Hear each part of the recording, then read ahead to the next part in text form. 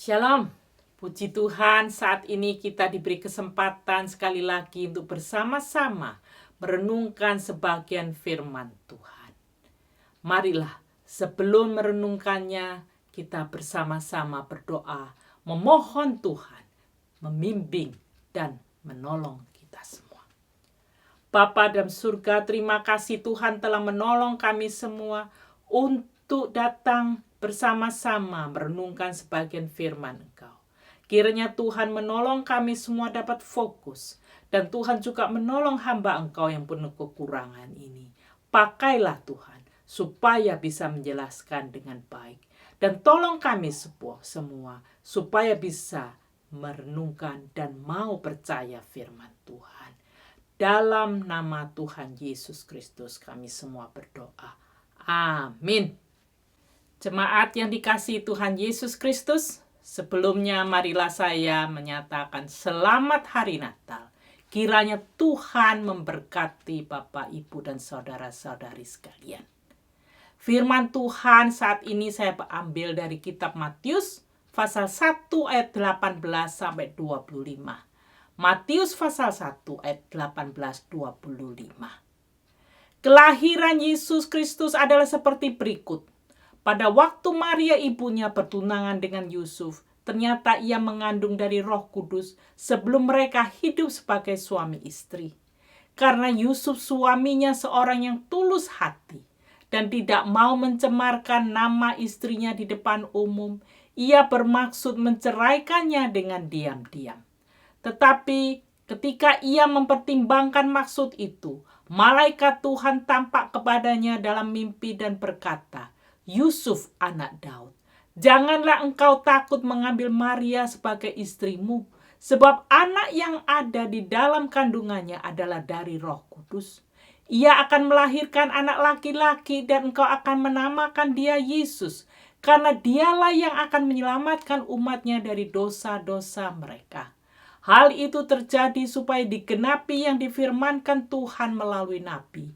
Sesungguhnya anak darah itu akan mengandung dan melahirkan seorang anak laki-laki.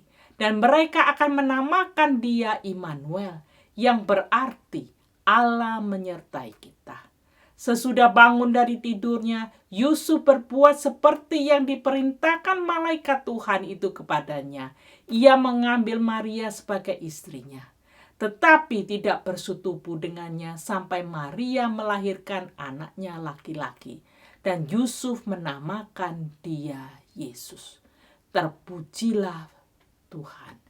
Kiranya Tuhan memberkati firman-Nya. Jemaat yang dikasihi Tuhan Yesus Kristus, biasanya sebelum atau sesaat setelah kelahiran seorang bayi, orang tua sudah memikirkan nama yang akan diberikan pada bayi yang baru lahir itu. Tentu para orang tua mempunyai alasan tersendiri mengapa memilih nama yang diberikan untuk anak-anak mereka. Untuk kelahiran Tuhan Yesus, Tuhan Allah sendiri yang memilih dan memberi nama untuk Tuhan Yesus. Di Injil Matius pasal 1 ayat 21-23 disebut ada dua nama. Yang pertama yaitu Yesus, seperti yang dikatakan malaikat pada Yusuf dalam mimpi. Matius pasal 1:21. Ia akan melahirkan anak laki-laki dan engkau akan namakan dia Yesus, karena dialah yang akan menyelamatkan umatnya dari dosa-dosa mereka. Nama yang kedua adalah Immanuel, seperti yang telah dinubuatkan dalam kitab Yesaya pasal 7 ayat 14. Sebab itu Tuhan sendirilah yang akan memberikan kepadamu suatu pertanda. Sesungguhnya seorang perempuan muda mengandung dan akan melahirkan seorang anak laki-laki, dan ia akan menamakan dia Immanuel. Nubuatan di Yesaya itu digenapi di Matius pasal 1 ayat 22-23. 22 dikatakan, hal itu terjadi supaya digenapi yang difirmankan Tuhan melalui nabi. Sesungguhnya anak darah itu akan mengandung dan melahirkan seorang anak laki-laki, dan mereka akan menamakan dia Immanuel, yang berarti Allah menyertai kita. Jemaat yang dikasihi Tuhan Yesus Kristus, kita melihat kedua nama itu dalam 3 poin. Pertama, konteks. Kedua, arti nama itu secara harfiah. Dan ketiga, artinya bagi kita semua. Sekarang, marilah kita melihat yang pertama, konteksnya. Apa konteks atau latar belakangnya diberikan nama seperti itu? Kalau kita melihat di sini konteksnya menyebutkan bahwa kelahiran anak ini adalah supernatural, yaitu tidak biasa, nggak seperti orang biasa. Karena yang akan melahirkan anak ini adalah anak darah yang belum menikah. Di sini menceritakan ada sesuatu yang luar biasa.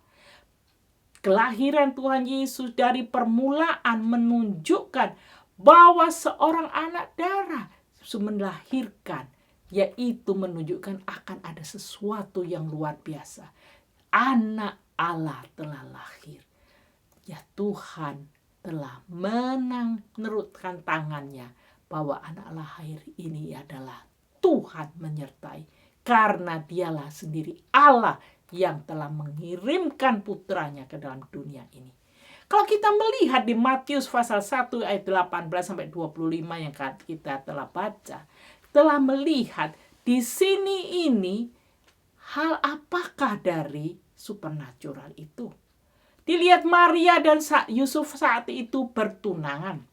Kita semua tahu zaman sekarang orang bertunangan itu ya biasa, yaitu selangkah sebelum menikah. Dan dikatakan kalau seorang sekarang ini bertunangan, kalau nggak jadi itu nggak perlu bercerai karena belum menikah. Karena belum secara legal menikah. Tapi zamannya Tuhan Yesus, waktu Maria dan Yusuf itu, Yesus sebelum lahir, nah itu zaman itu, waktu orang bertunangan itu sudah dianggap secara legal mereka ini sudah menikah.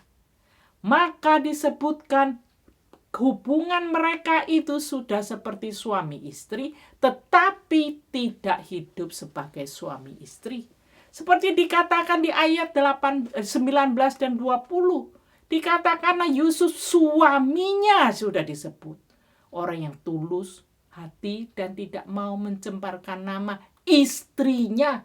Jadi meskipun bertunangan sudah disebut suami istri, tidak mau mencemarkan namanya di depan umum, ia bermaksud menceraikannya dengan diam-diam. Dengan kata lain, dianggap sudah suami istri secara legal. Di sini dikatakan, waktu Tuhan menampakkan diri kepada Yusuf, dikatakan, Yusuf anak Daud, janganlah engkau takut mengambil Maria sebagai istrimu. Juga dikatakan di sini adalah Maria sebagai istrinya. Dengan kata lain, zaman itu orang bertunangan itu sudah dianggap suami istri secara legal. Tetapi belum ada upacaranya untuk suami istri. Jadi mereka tidak boleh hubungan seksual sebagai suami istri. Nah, saat itu karena dianggap pertunangan itu adalah suatu yang sudah legal, maka kalau orang pada masa masa pertunangan itu ada satu yang tidak setia, maka dikatakan ini bisa pernikahan atau pertunangan itu sudah bisa diceraikan. Nah, karena apa? Zamannya saat itu, hukum Musa ada hukum yang sangat keras. Di Ulangan pasal 22 ayat 23-27 dengan jelas dikatakan pada waktu itu orang kalau ada seorang gadis yang perawan dan yang sudah bertunangan, jika bertemu seorang laki-laki dan dia di kota dan tidur dengan dia, maka haruslah gadis itu dan pemuda itu dilemparin batu sampai mereka meninggal. karena dianggap tidak setia, dan gadis itu kalau di kota bisa menjerit-jerit, berteriak minta tolong. Tetapi dikatakan kalau terjadi di padang yang sepi dan gadis itu diperkosa oleh laki-laki, maka yang akan dibunuh itu hanya laki-laki saja. Yang perempuan tidak dibunuh karena dianggap dia tidak bisa berteriak-teriak, tidak ada orang yang bisa minta tolong. Dengan kata lain, dianggap di sini bukan dia tidak setia, tetapi ini karena perbuatan yang jahat dari laki-laki. Di sini menunjukkan orang yang bertunangan zaman itu sudah sebagai suami istri secara hukum, secara legalnya ini. Nah, kita sekarang melihat apa yang terjadi dengan Yusuf dan Maria saat itu mereka berdua itu bertunangan. Jadi waktu Yusuf melihat bahwa Maria ini sudah hamil, dia pikirannya ini adalah perbuatan yang gak setia. Maka dikatakan Maria perawan hamil dari Roh Kudus. Ini dia sudah hamil, tapi Yusuf tidak mengerti. Nah, di sini bahwa yang membuat Maria hamil itu bukan karena tidak setia, tetapi dari Roh Kudus. Dikatakan di Matius pasal 1:18, kelahiran Tuhan Yesus adalah seperti berikut. Pada waktu Maria ibunya bertunangan dengan Yusuf, ternyata ia mengandung dari Roh Kudus sebelum mereka hidup sebagai suami istri. Nah, di sini menunjukkan bahwa Maria itu masih perawan dan waktu Yesus itu dilahirkan. Jadi sesuatu yang supernatural yang bisa lahir tanpa hubungan suami istri. Di sini menunjukkan Tuhan itu sudah sejak semula, Tuhan Allah sudah ada di tangannya membimbing Tuhan Yesus yang mau datang ke dunia ini menjadi manusia. Yusuf tidak tahu bahwa yang dikandung Maria itu dari Roh Kudus, sehingga dia sebagai orang yang benar dikatakan tidak mau ribut-ribut mengatakan kejelekannya Maria ini itu, tapi secara diam-diam mau menceraikan. Di sini menunjukkan karakter Yusuf, orang yang baik, gak mau merusak orang. Dia orang yang tulus hati dikatakan di Alkitab. Selain itu dikatakan dia adalah orang yang benar. Di sini dikatakan Tuhan ini menunjukkan bahwa kepada kita bahwa Yusuf ini adalah orang yang hidup menurut hukum kehendak Allah itu kepada kita semua. Yusuf itu suaminya seorang yang tulus hati dan tidak mau mencemarkan nama Maria istrinya itu. Jadi dengan kata lain, tidak mau dicemarkan di depan umum. Dia hanya mau diam-diam ini menunjukkan orang yang sangat baik. Dan dia orang yang mempunyai karakter yang baik. Biasanya orang lalu mulutnya ini mengatakan seluruh dunia, kamu tahu si A, kamu tahu si ini. Yusuf bukan begitu, dia diam-diam. Nah, dengan perbuatan tindakannya yang seperti itu, Tuhan menyatakan dirinya. Tuhan menyatakan diri pada Yusuf di dalam mimpi. Tidak usah takut bahwa ini siapakah Maria itu yang dikandungkan itu. Bukan dari perbuatan yang tidak baik, tetapi karena ada Roh Allah. Jadi Allah mengatakan gak usah diceraikan. Dan ditunjukkan di dalam mimpi di pasal 1 ayat 18-25 di sini, kelahiran Tuhan Yesus dikatakan malaikat Tuhan menampakkan diri bahwa ini Roh Kudus yang membuat Maria ini hamil.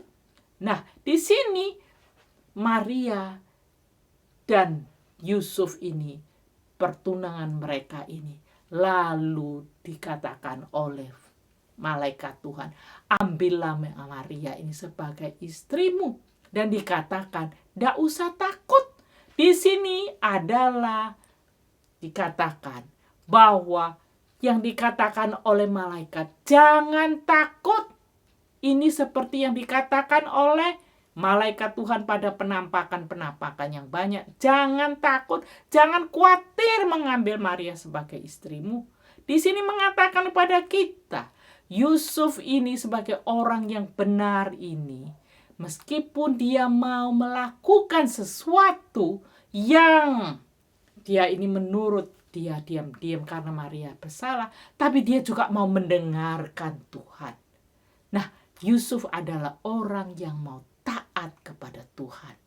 Dan dia tidak harus melakukan keputusannya sendiri, tapi mau taat, patuh kepada keputusan Tuhan. Dia memilih patuh kepada Tuhan, bukan kemauannya sendiri. Dan dia percaya kepada Tuhan. Dan dia percaya bahwa Tuhan yang mengatakan di dalam mimpinya itu adalah Tuhan yang benar. Dan Yusuf percaya kepada pesan Tuhan. Dan dia lalu menerima Maria. Dan dia juga mau taat memberikan nama kepada Yesus. Bapak Ibu sekalian, perbuatan Yusuf ini memberikan nama itu adalah kalau kita semua saya memberi nama. Tapi zaman itu kalau seorang ayah memberi nama pada anaknya, menunjukkan bahwa dia ini mau menerima di dalam garis keturunannya. Kalau kita melihat bahwa Tuhan Yesus itu sudah dinubuatkan sejak dahulu bahwa akan lahir dari keturunan Daud. Dan di sini Yusuf adalah keturunan Daud. Maka dengan menamakan ini, oleh Yusuf menamakan, maka dia ini menerima bahwa Yesus ini dalam garis keturunan Daud juga. Di sini dikatakan bahwa Maria dan Yusuf, meskipun sudah mau menerima sebagai suami istri, mereka tetap tidak mau berhubungan. Dikatakan setelah itu barulah Yesus lahir, baru ada keluarga yang lain, anak-anak yang lain. Di sini kita melihat bahwa sejak semula dikatakan kita semua ini mau belajar seperti Yusuf yang patuh, yang benar. Dan juga dikatakan dia ini mau menerima. Ini menunjukkan sejak semula dia ini mau mendengarkan firman Tuhan. Bapak, Ibu, dan saudara-saudara sekalian yang dikasihi dan yang mengasihi Tuhan Yesus Kristus. Marilah kita di dalam masa ini mau belajar sebagai orang yang mau mendengarkan dan taat kepada Tuhan. Sekarang, bagaimanakah dengan keadaannya mereka? Sekarang kita melihat bahwa Tuhan yang sudah bekerja di hatinya Yusuf dan Maria. Kini Tuhan juga memberikan arti nama yang diberikan. Apakah artinya secara harfiah? Kalau di Matius, nama yang diberikan itu adalah Yesus dan Immanuel. Kalau Yesus itu dikatakan Yesus, itu dikatakan ada hubungan dengan Yesua, yaitu hubungannya kalau bahasa Inggrisnya Joshua. Nah, di sini ini Yesus, Joshua, Yesua ini mengatakan kalau kita melihat dia ini Yosua adalah yang meneruskan Musa memimpin, dan dikatakan Tuhan akan menyertainya. Dikatakan Yosua pasal 1 ayat 9, Tuhan menyertaimu. Kalau kamu ini pergi berperang, kamu pergi di mana saja, Tuhan menyertaimu. Nah, ini penyertaan Tuhan ini sudah disebutkan sejak zaman dahulu. Yosua pasal 1:9, bukankah telah kuperintahkan padamu, kuatkan Dan teguhkan hatimu, janganlah kecut dan tawar hati, sebab Tuhan Allahmu menyertai engkau kemanapun engkau pergi. Nah, inilah yang dikatakan di Matius pasal 1:23. Sesungguhnya anak darah akan mengandung dan melahirkan seorang laki-laki, dan mereka akan menamakan dia Immanuel, yang artinya Tuhan menyertai kita. Jadi nama Yesus itu juga saat itu juga populer. Banyak orang juga dinamakan Yesus zaman itu.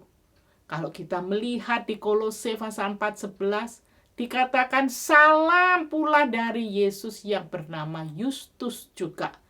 Dan di sini ada dikatakan bahwa zaman itu banyak orang menggunakan nama Yesus. Menunjukkan bahwa Allah ini mau menjadi manusia biasa, yaitu mau merendahkan diri, menggunakan nama yang biasa, bukan nama yang muluk-muluk, tapi yang orang semua kenal. Jadi Tuhan Yesus diberi nama.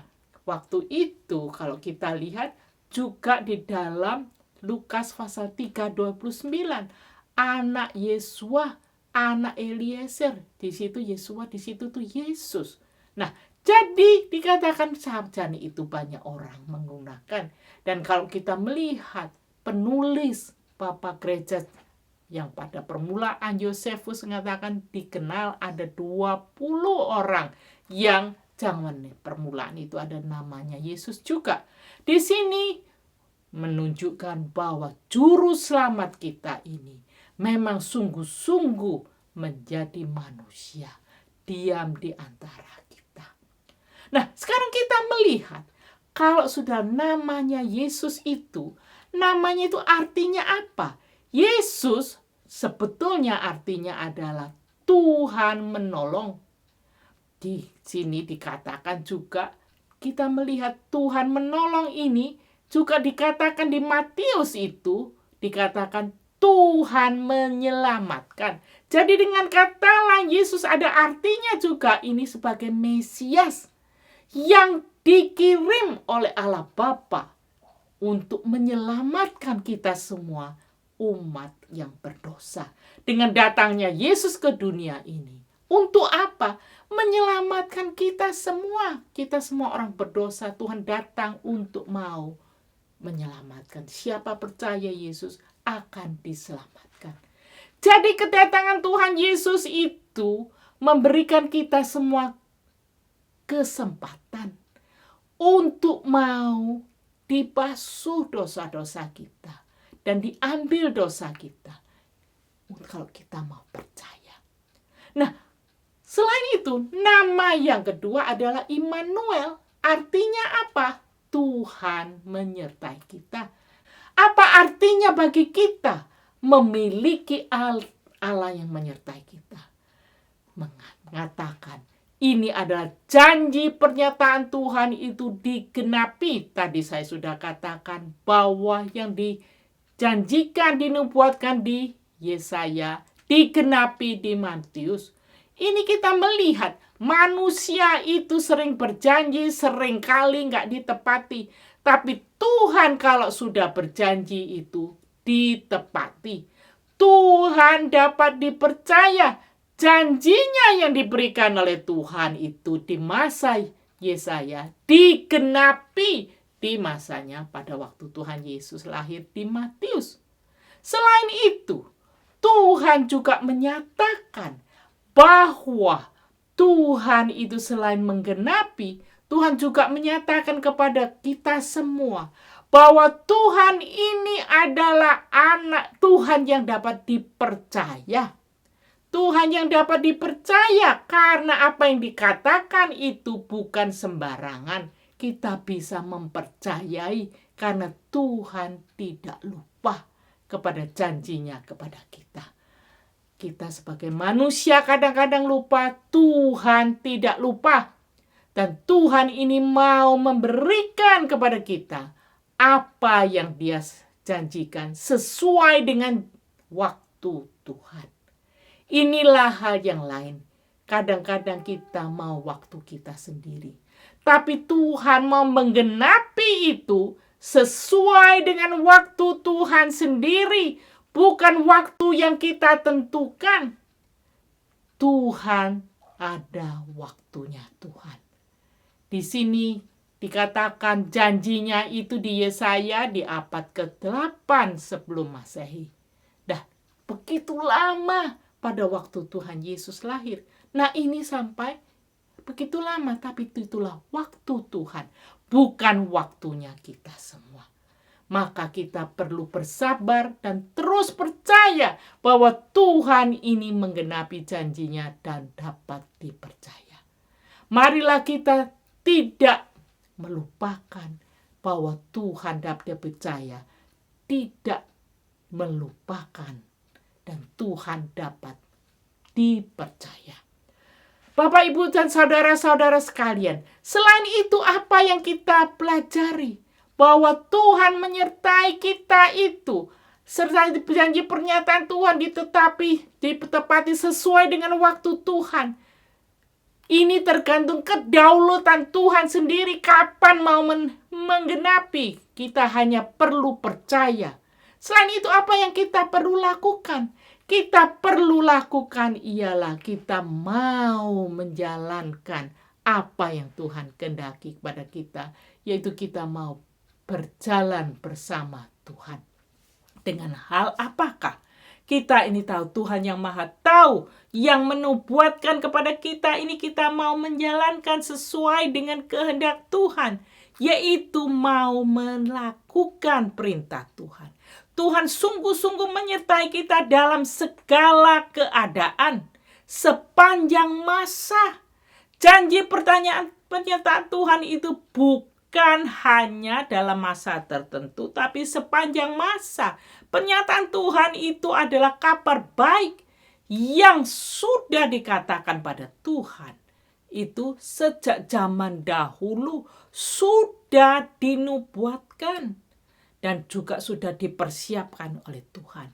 Janji Tuhan itu sepanjang masa, dan Tuhan ini janjinya juga ini ditepati. Dan Tuhan ini janji penyertaannya juga dalam segala keadaan. Dalam keadaan yang lancar, dalam keadaan yang sulit, dalam keadaan yang terang, dalam keadaan yang gelap, dalam keadaan yang kita ini merasakan di jalan yang lurus atau di jalan yang berliku-liku, Tuhan menyertai kita. Oleh sebab itu, percayalah kepada Tuhan. Di masa sekarang ini, kita ini mau percaya Tuhan menyertai kita dalam segala keadaan. Tuhan menyertai kita sepanjang masa. Tuhan menyertai kita ini sesuai janjinya. Tuhan menyertai kita ini menjanjinya sebelum Tuhan naik ke surga. Aku akan menyertai engkau sepanjang masa. Dan Tuhan menyertai kita ini, menepati janjinya. Bapak, Ibu, Saudara sekalian, penyertaan Tuhan dinyatakan dengan datangnya Tuhan kepada kita semua sewaktu hari Natal. Marilah kita mau datang kepada Tuhan dengan hati yang mau percaya pada Tuhan. Sebagai pengikut Tuhan, terus mau berjalan bersama Tuhan, menghadapi apa saja di depan kita. Karena ada penyertaan Tuhan, kita bisa ada ketenangan hati. Ada penyertaan Tuhan, kita bisa mempunyai hati yang mau bersuka cita. Kita juga mempunyai hati yang bisa mau mempunyai dan menenangkan diri.